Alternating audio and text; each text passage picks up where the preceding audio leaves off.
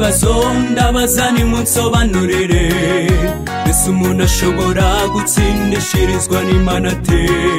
Mbese birashoboka ko umunyabyaha ruharwa ashobora guhinduka umukiranutsi?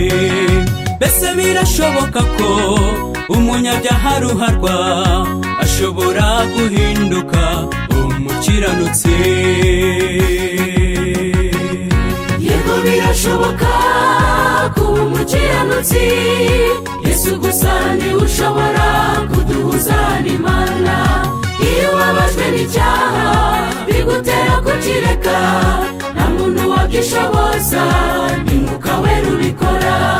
Kubicikaho byanikize nta mumaro bigira, ntibyabasha kudukiza, ikiza ni ukubireka. Umunyabyaha niyihane ahindukirire Imana, ibyaha bye bihanagurwe, niko Yesu avuga.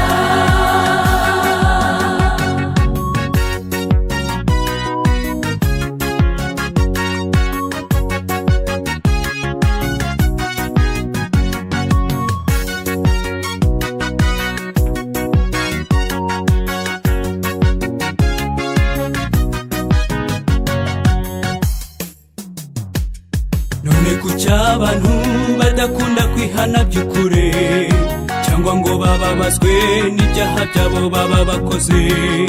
Iteka bakababazwa ingaruka zabazaho, nk'uko Yuda yabikoze agambanira Yesu.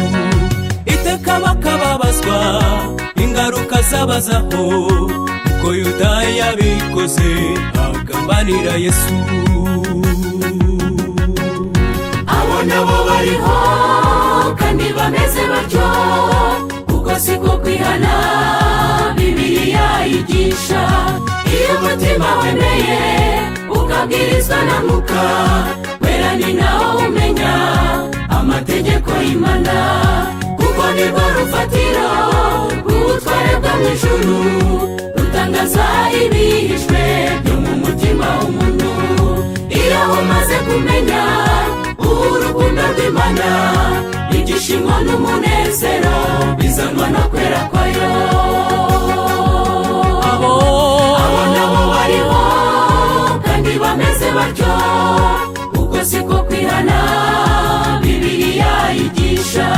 Iyo umutima wemeye ukabwirizwa na Mwuka Wera, ni naho umenya amategeko y'Imana, kuko nirwo rufatiro rw'ubutware bwo mu ijuru, rutangaza ibihishwe byo mu mutima w'umuntu. Iyo umaze kumenya urukundo rw'Imana, ibyishimo n'umunezero bizanwa no kwera kwayo.